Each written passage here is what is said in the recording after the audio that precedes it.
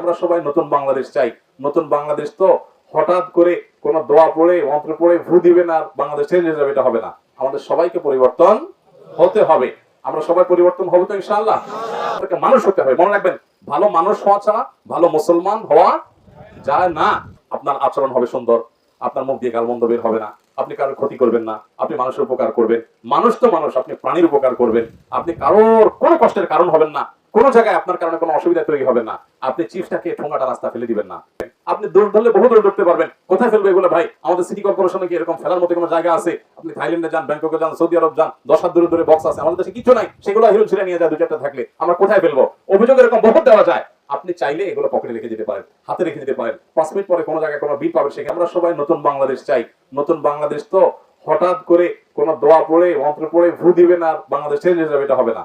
আমাদের সবাইকে পরিবর্তন হতে হবে। আমরা সবাই পরিবর্তন হবো তো ইনশাআল্লাহ।